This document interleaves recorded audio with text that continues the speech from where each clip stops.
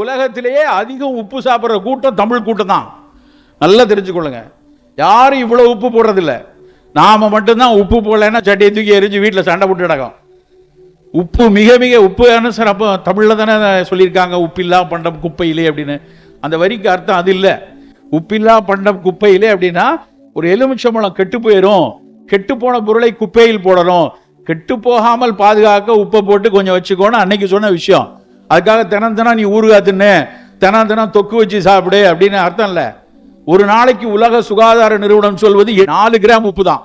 4 gram உப்பு தான் ஒரு நாளைக்கு சாப்பிடணும்.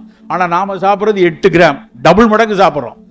உலகத்திலேயே நெஃப்ரான் அளவு மிக குறைவாக இருப்பது இந்தியர்களுக்கு தான். ஆப்பிரிக்கர்களை விட அமெரிக்கர்களை விட நம்மளுடைய நெஃப்ரான்ஸ் கொஞ்சம் குறைவு. நிறைய மருத்துவக் கல்லூரி மாணவர்களுக்கு நீங்களும் படிச்சிருப்பீங்க. அந்த ஃபில்டர் நமக்கு மற்றவனோட சற்று குறைவு. நம்மளுடைய அந்த ஃபில்ட்ரேஷன் ரேட்டுமாங்க, அது கிளாமர்லா ஃபில்ட்ரேஷன் குறைவு நமக்கு. அப்போ நம்ம குறைவாக தான் உப்பு சாப்பிடணும். ஆனால் அதை விட்டு நம்ம கூடுதலாக உப்பை சாப்பிட்டு கொண்டு இருக்கிறோம். ரொம்ப ரொம்ப அதுவும் குறிப்பாக இங்கே கடற்கரையை ஒட்டி இருக்கிற மாவட்டம், எங்கே கடற்கரையை ஒட்டி இருக்கிறோமோ அங்கே கொஞ்சம் சலினிட்டி கூட இருக்கும். சலினிட்டி பங்களாதேஷில் ஒரு அறிஞர் அவர் எழுதியிருக்கிறார். அவங்க நாட்டில் 600 கிலோமீட்டர் கடற்கரை இருக்குங்கிறதுனால அந்த நாட்டில் அந்த EGFRன்னு ஒன்று கணக்கு போடுவாங்க, கிரியாட்டினின் லெவலை வச்சு. இந்த EGFR ஒரு 5-10% குறைவதாக அவர் ஒரு அறிக்கை கொடுக்குறார். அதை படித்த உடனே தோணுச்சு, அவனுக்கு 600 கிலோமீட்டர், நமக்கு 1090 கிலோமீட்டர் இருக்கு தமிழ்நாட்டில் கடற்கரை. அப்போ நம்ம உப்பை குறைத்து தான் எடுக்கணும். இங்கே சலனிட்டி கடற்கரை ஒட்டி இருக்க மாவட்டங்களில் நீங்கள் எல்லோரும் இதை ஒட்டி இருப்பதனால சற்று உப்பை குறைத்து கொள்ளுங்கள். இது 2வது செய்தி. இனிப்பு உப்பை குறைச்சிட்டு கசப்பையும் துவர்ப்பையும் கூட்ட வேண்டும். உங்களுடைய சாப்பாட்டில் கசப்பும் துவர்ப்பும் தினம் ஏதாவது ஒரு பொருள், அது பாவக்காவாக இருக்கலாம், கோவக்காவாக இருக்கலாம், வெந்தயமாக இருக்கலாம், சுண்டைக்காயாக இருக்கலாம், வாழைப்பூவாக இருக்கலாம், வாழைத்தண்டாக இருக்கலாம், கசப்பும் துவர்ப்பும் இதெல்லாம் என்ன சார் பண்ணிட போகுது அப்படின்னு தோணும் மனசில். கொஞ்சம் அதை அறிவியல் கண்களோடு உற்று பார்த்தீங்கன்னா ஆச்சரியத்தில் பார்த்துருவோம். இவ்வளோ விஷயம் இருக்குதா? இந்த ஃபெனுக்ரீக்கை பார்க்கும்போது, வெந்தயத்தை பார்க்கும்போது என்னமோ ஒரு சாதாரண விதை மாதிரி தெரியும். உலகத்தில் சாலிபிள் அண்ட் இன்சாலிபிள் ஃபைபர்ஸ் இரண்டும் உள்ள அதிகம் உள்ள ஒரே விதை வெந்தயம் மட்டும்தான். யோசிச்சு பார்த்துருப்போமா? இதை நாமெல்லாம் படிக்கல, ஆனால் வெளிநாட்டில் இருக்கக்கூடிய ஃபைட்டோ கெமிஸ்ட்ரிக்காரன் படித்து நீ ஒரு நாளைக்கு 20 கிராம் ஃபைபர் வேணுமாங்க மருத்துவர்கள். Per day requirement 20 gram. அப்போ 20 கிராம் ஃபைபர் நம்ம எடுக்கிறோமான்னு பார்த்தா புலால் உணவு எடுப்பவர்களுக்கு கொஞ்சம் கிடைக்கும். வெறும் மரக்கறி மட்டும் எடுக்கக்கூடிய சோற்று உணவு மட்டும் எடுக்கிறவங்களுக்கு கொஞ்சமாக தான் கிடைக்கும். அப்போ கூடுதலாக அதை சேர்ப்பதற்கு நம்ம ஃபைபர் வேணும் அப்படின்னா வெந்தயத்தை கூடுதலாக எடுத்துக்கொள்ளணும். அப்படி நம்ம அதில் உள்ள சின்ன சின்ன நுணுக்கங்களை படிக்கும் போது நம்முடைய மரபு உணவுகளினுடைய ஒரு அதனுடைய இருக்கக்கூடிய கூடுதல் நியூட்ரிஷனல் வேல்யூ, அதனுடைய கூடுதல் ஊட்டம் நம்மை பிரமிக்க வைக்கிறது. எதற்கு சிறுதானியம் வேணும் சிறுதானியம் வேணும் 20 வருஷமா நான் பேசிக் கொண்டிருக்கிறேன்.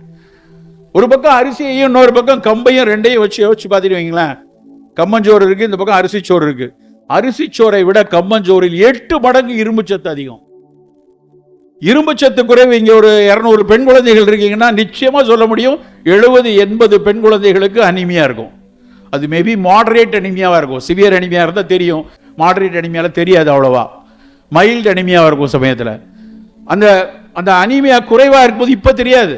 ஆனா ஒரு ஆன்டினேட்டல் மதரா பிரசவிக்க போறதுக்கு முன்னாடி அப்ப சோதிச்சு பார்க்கும்போது அது மருத்துவர்களுக்கு படபடப்பை உண்டாகும். எங்கே இந்த குறைவான இரத்த சோகையினால் அந்த பெண்ணுக்கு அதிக இரத்தப்போக்கோ அல்லது குழந்தைக்கு ஒரு உயிரிழப்போ வந்து விடுமோ என்று அதை பார்த்து கொண்டிருக்கிற மருத்துவர்கள், ஆட்சியாளர்கள் அத்தனை பேருக்கும் பதபதப்பு வரும். ஏஎன்ஏ மதசதம் திரும்ப திரும்ப உத்து பார்த்து கொண்டிருக்கிறோம். 50% தமிழ்நாட்டு பெண்கள்ல அனீமியா குறைவா இருக்கு. அப்ப அதை குறைக்கணும் அப்படின்னா தினம் அயன் சுக்ரோஸ் ஸ்கூல் டேஸ்ல இருந்தே நம்ம கொடுத்துட்டு இருக்கோம். அயன் சுக்ரோஸ் கொடுக்குறோம், அயன் ஃபோலிக் ஆசிட் கொடுத்துக்கிட்டே இருக்கோம். ஆனாலும் கூட மாட்டேங்குது. இதை மொத்தமாக பார்க்கணும். வெறும் இரும்புச்சத்து மாத்திரை ஒரு பக்கம் இருக்கட்டும், கூடுதலாக நம்ம அக்கறை உணவுல இரும்புச்சத்து அதிகமா இருக்கிற கம்பஞ்சோறு கொஞ்சம் எடுப்போம், கொஞ்சம் கீரைகள் எடுத்துக்கொள்வோம், முடிந்தால் 2 அத்திப்பழம், 4 பேரீச்சம்பழம், புலால் சாப்பிடும் போது கூடுதலாக மண்ணீரல், கூடுதலாக கோழியினுடைய ஈரல், மீன் துண்டுகள், இவற்றை நம்ம தொடர்ந்து எடுக்கும் போது மட்டும்தான் அந்த இரும்புச்சத்து கொஞ்சம் கூட இருக்கும். நண்பர்களை, நாம் எச்சரிக்கையாக இருக்க வேண்டியது ரொம்ப ரொம்ப ரொம்ப முக்கியமான விஷயம். ஒரே ஒரு விஷயத்தை நான் சொல்றேன். உங்களே மாதிரி ஒரு கல்லூரி மாணவர், அவர் ஒரு பொறியியல் கல்லூரியில் ஒரு மாணவர், 4ஆம் ஆண்டு படிக்கும் போது என்கிட்ட பேசி கொண்டிருந்தார். நான் ஒரு பெரிய தொழில்நுட்ப கலைஞனாக வரணும்னு நினைக்கிறேன். வெறும் இன்ஜினியரிங், அவர் கம்ப்யூட்டர் சயின்ஸ் படிச்சுட்டு இருந்தார்.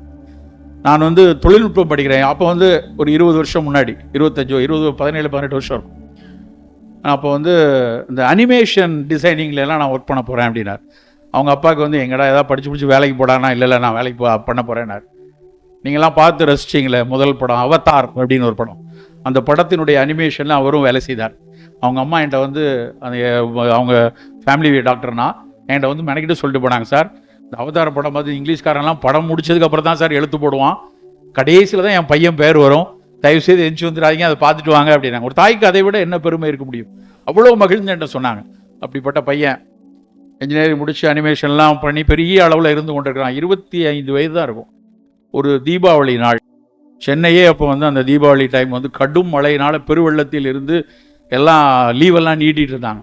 அந்த நேரத்தில் எனக்கு வந்து தொலைபேசியில் கூப்பிட்டான், அங்கிள் எனக்கு வந்து ஒரு வயிற்று வலிக்குது, உங்களை வந்து பார்க்கணும் அப்படின்னா. சரிடா வான்னேன். வந்தவொடனே பார்த்துட்டு வழக்கம் போல் சொல்கிற மாதிரி எண்ணெய் தேய்ச்சி குழி, காரம் சாப்பிடாத, கரெக்டாக நேரத்துக்கு சாப்பிடுன்னு சொல்லிட்டு ஒரு 4 நாளைக்கு மருந்து கொடுத்தேன். 4 நாட்கள் கழித்து திரும்ப வந்து ஃபோன் பண்ண, அங்கிள் நீங்கள் கொடுத்த மருந்தில் ஒன்றும் வேலை செய்யலை, ஒன்றும் நல்ல மருந்தாக தாங்க, இல்லை ஒரு நல்ல டாக்டரையாவது சொல்லுங்கள், எனக்கு வலி குறைய மாட்டேங்குது அப்படின்னா. இல்லைடா குறைஞ்சிருக்கணும்டா, வாடா திரும்ப பார்க்குறேன் அப்படின்னு திரும்ப வர சொன்னேன். வந்தப்புறமா திரும்ப எல்லாம் சோதிச்சு பார்த்து இவ்வளோ தூரம் வலிங்கிறான், குறையவும் இல்லை, சாதாரணமாக ஒரு ஆசிடை வந்து குறைக்கிறதுக்கு புண்ணை ஆத்துறதுக்குள்ளதெல்லாம் மாறலையே அப்படின்னு யோசித்து அவனுக்கு வந்து ஒரு வயிற்றில் எதுக்கும் ஒரு சின்னதாக ஒரு ஸ்கேன் பண்ணி பார்த்துருவோம் அப்படின்னு 2-3 ரத்த சோதனைகளும் எழுதி கொடுத்தேன். இப்போ தான் உங்களை மாதிரி தலைமுறைகள் எது டாக்டர் எழுதி கொடுத்தாலும் அதை கூகுள் குலசாமிகிட்ட போட்டு பார்க்கும் இல்லையா, ராத்திரியே அதை எல்லாத்தையும் போட்டு பார்த்துட்டு, டாக்டர் நீங்கள் எழுதுனதெல்லாம் பார்த்தா வயிற்று வலிக்கு எழுதின டெஸ்ட் மாதிரி தெரியலையே, இந்த வழக்கமாக அந்த டாக்டருக்கும் மருந்துக்கு அந்த லேபுக்கெல்லாம் கனெக்ஷன் இருக்குமே, வணிக ஒப்பந்தங்கள், அப்படி ஏதாவது வச்சு நீங்கள் ஏற்பட்ட டெஸ்ட் எழுதிட்டீங்களா அப்படின்னா. டே இல்லைடா, இது வந்து உனக்கு இருக்கக்கூடாது, இருந்தாலும் வலின்னு சொல்கிறியே, பார்த்து போனீ லீவில் இருக்க, அதுவும் வேறு இப்போ மழையினால் ஒரே லீவ் எக்ஸ்டெண்ட் ஆகிருக்கு, டெஸ்ட் பண்ணிட்டு போயிரு, நல்லா இருக்குன்னு நினைக்கலாமே அப்படின்னு சொன்னேன். நான் சொல்லிவிட்டு நான் அடுத்த 2 நாளில் நான் வெளிநாடு போயிட்டேன். 3 நாள் கழித்து நடு இரவில் பின் இரவில் நான் வெளிநாட்டில் இருக்கேன், எனக்கு தெரியாமல் என் மொபைலுக்கு அடிக்கிறான், இவன் நம்பர்னு தெரிஞ்சு நான் அதை ராத்திரி பின் இரவில் எடுக்கிறேன். அங்கிள் நான் பிளட் டெஸ்ட் ரிப்போர்ட்டெல்லாம் உங்களுக்கு அனுப்பியிருக்கேன், ஸ்கேன் ரிப்போர்ட், எனக்கு உடனே ரொம்ப பயமாக இருக்குது, நீங்கள் படிச்சுட்டு சொல்லுங்கன்னா. நான் அதை பார்த்தால் வெறும் 2 நானோகிராம் 4 நானோகிராம் இருக்க வேண்டியதெல்லாம் 1200 நானோகிராம் 1500 நானோகிராம் இருக்குது ரிசல்ட்டு. அவனுடைய வயிற்றில் இருக்கக்கூடிய அந்த வயிற்றை சுற்றி இருக்கக்கூடிய அத்தனை நிணநீர் கோளங்களும் வீங்கி இருக்கிறது. இந்த அல்ட்ராசவுண்ட் எடுத்த டாக்டர் வந்து அவர் வந்து வெறும் சோனோகிராம் பார்த்ததில் நிறைய நோட்ஸ் இருக்குது, ப்ளஸ் அவனுடைய இன்ஃப்ளமேட்டரி மார்க்கர்ஸ்லாம் எக்குத்தப்பாக ஏறி இருக்குங்கிறதுனால அவர் அடுத்து ஒரு சிடி எடுக்கிறாரு. எல்லாம் எடுத்து பார்த்தால் அவனுக்கு வந்திருந்தது வந்து ஒரு ஈசோஃபேகஸுடைய எண்டுலேயும் இறப்பை துவங்கக்கூடிய இடத்துல வந்திருக்க ஒரு கேன்சர் கட்டி, உணவு குழலின் இறுதி இறப்பையினுடைய மேல் பகுதியில். அப்படியே ஒரு பார்த்து பின்னிரவில் நான் பார்க்குறேன், என்ன பண்ணேன்னு எனக்கு தெரியல. எனக்கு ரொம்ப தெரிந்த வீட்டு குழந்தை, அப்படி வளர்ந்துட்டு வர 24 வயசில் பெரிய பெரிய மருத்துவர்கள் அடுத்தடுத்த சோதனைகள் எல்லாம் பார்த்து உறுதிப்படுத்தப்பட்டுச்சு, கண்டிப்பாக அவனுக்கு வந்திருக்கிறது வந்து ஈசோஃபேகல் கேன்சர் அப்படிங்கிறது லோயர் 1/3 வந்திருக்குது அப்படி கண்டுபிடிச்சாங்க. கீமோதெரப்பி கொடுக்கணுன்னே வழக்கமாக எல்லா நோயருக்கும் வரக்கூடிய ஒரு வலி, பயம், பயந்து போய் வராங்க. வந்து சார் இதை போய் என்ன பண்ணணுமா, அறுவை சிகிச்சை பண்ணணுங்கிறாங்க, முதல்ல கீமோ அப்புறம் ஆப்ரேஷன்லாம் சொல்கிறாங்க, பயமாக இருக்குது சார். ஒன்றும் பயப்படாத, அந்த கூடிய பின்விளைவுகள்லாம் கொஞ்சம் தற்காலிகமாக இருக்கும், அப்புறம் நல்லா ஆகிடுவாடா, ஒரு பயம் இல்லை, பிரச்சனை இல்லை, எப்படியாவது எதிர்கொண்டுடலான்னு சொல்லி அனுப்புகிறேன். ஆனால் எல்லாம் அனுப்பி ஒரு 2 கீமோ 3 கீமோ முடியுது, 3வது கீமோ என் கண்ணுக்குள்ளே இருக்குது. என் அறையில் உட்கார்ந்துருக்கிறேன், கண்ணாடி வழியாக அவங்க அம்மாவும் பையனும் வராங்க. பையனுக்கு மொத்த முடியும் கொட்டி போய் அம்மாவினுடைய கழுத்தில் தோளில் வந்து அம்மா தோளில் கையை போட்டு அவங்க அம்மா வந்து அவன் இடுப்பை அரவணைத்து கொண்டு நடந்து வருகிறார். வரும்போது அந்த காட்சியை பார்க்கவே அவ்வளோ மனசு கஷ்டம். ஒரே ஒரு கேள்விதான் அந்த அம்மாவுக்கு, என்ன தவறு செய்தான் அவன்? அவன் மது அருந்தலை, புகை பிடிக்கலை, எந்த விதமான ஒரு கெட்ட பழக்கம் கிடையாது, அவ்வளவு ஒரு திடகாத்திரமான ஒரு உடம்பாக இருந்தவன். அவனுக்கு ஏன் இப்படி ஒரு நோய்? யார் கொடுத்தார்கள்? நண்பர்களே, ஒரு விஷயத்தை புரிந்து கொள்ளுங்க, ஏஒய்ஏன்னு சொல்லக்கூடிய அடலசன்ட் அண்ட் யங் அடல்ட்டுக்கு வரக்கூடிய புற்றுநோய்கள் கூடிக்கொண்டிருக்கின்றன. நான் தமிழக அரசினுடைய திட்டக்குழுவில் இருக்கிறேன், தொடர்ச்சியாக புள்ளி விவரங்களை பார்த்து கொண்டிருக்கிறோம். காஞ்சிபுரம் புற்றுநோய் மருத்துவமனையினுடைய புற்றுநோய் மருத்துவர்களை அழைத்து கேட்டோம், இது என்ன நம்பர் கூடுதா இல்லை ஏர்லி டிடெக்ஷனால நமக்கு தெரியுதா?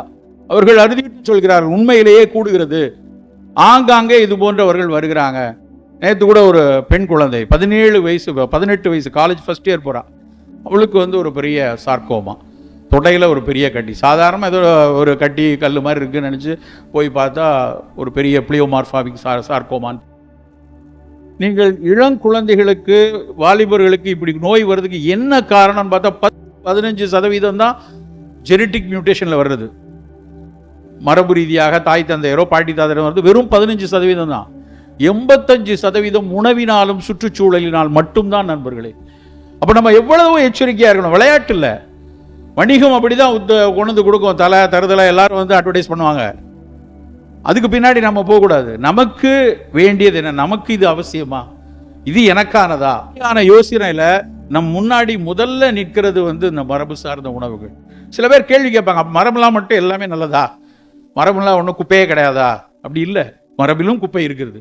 அறிவால் அதை அறிந்து இதுல இரும்பு சத்து கூட இருக்கு, கால்சியம் சத்து கூட இருக்கு, இது லோ கிளைசெமிக், ஹை புரோட்டீன், இதுல ஹை ஃபைபர்ஸ், இதுல ஆன்டி ஆக்சிடென்ட் இருக்கு, இதுல ஃபீனாலிக் காம்பவுண்ட் இருக்கு, இதுல லைகோபின் இருக்கு, இதுல ஆந்தோசைன் இருக்கு. உலகம் முழுக்க மரபு தானியங்களை ஆய்ந்து ஆய்ந்து சொல்லிக் கொண்டிருக்கிறார்கள். நாம் மட்டும் அதை புலக்கடையில் ஓரங்கட்டி வைத்திருக்கிறோம். நமக்கு ருசி முழுக்க முழுக்க இனிப்பு சார்ந்த விஷயத்தில் நம் நாக்கு 3 தலைமுறைகளாக பழகிவிட்டது. எல்லாம் வெள்ளை விளையேறுன்னு இருக்கணும். அரிசியா மல்லிகைப்பூ மாதிரி இட்லி, அப்படியே வெள்ளை விளையேறுன்னு சோறு பழகிட்டோம். கிட்டத்தட்ட 100 வருஷமா, ஒரு நாள் 2 நாள் அல்ல, 50-60 ஆண்டுகளாக அதிகம் பழகிட்டோம். அதனால நமக்கு பழுப்பு நிறத்தில் இருக்கக்கூடிய அரிசி, கருப்பு நிறத்தில் இருக்கக்கூடிய விஷயத்துக்கு மேல அதெல்லாம் வந்து மேல பற்று வர மாட்டேங்குது. ஒரு வீட்டுக்கு போறேன், அந்த வீட்டில் அந்த அம்மா என்னை பையன் வந்து கேட்குறான், தெரியுமாடா இவர் தான் கம்பு சோளம்லாம் நமக்கு சொன்னார் அப்படின்னு ரொம்ப ஆசையோடு என்ன சொல்றேனே கூட்டி காட்டுறாங்க. உடனே அந்த பையன் என்ன கேட்க, நீங்க தான் அந்த அழுக்கு தோசை அழுக்கு இட்லிலாம் ஆக்குனதா? கருப்பு என்றால் அழுக்கு என்று ஒரு சமூகம் நமக்கு வந்து தவறுதலாக கற்றுக் கொடுத்து விட்டது. நண்பர்களே, நன்றாக புரிந்து கொள்ளுங்கள், கருப்பு தான் சிறப்பு எல்லா விஷயத்திலும். எங்க வெள்ளையா இருக்கும் அங்கதான் ரொம்ப எச்சரிக்கையா இருக்கணும்.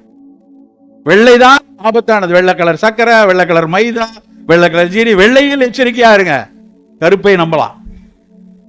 அப்படி உணவுல அப்படி நாம பார்த்து பார்த்து தேர்ந்தெடுத்து சாப்பிடக்கூடிய கட்டாயத்தில் இருக்கிறோம் நண்பர்களே. இந்த மாதிரியான தமிழ் கனவு போன்ற நிகழ்வுகள் உங்களிடம் எடுத்து செல்வதற்கு காரணம், நம் தமிழ் சமூகத்தில் ஏராளமான விஷயங்கள் ஆய்ந்து அறிந்து அனுபவத்தால் கோர்த்து கோர்த்து நிறைய விஷயங்கள் சொல்லப்பட்டிருக்கின்றன. அதில் ஒன்று நம் மரபு உணவுகளும் நம் மரபு வாழ்வியலும்.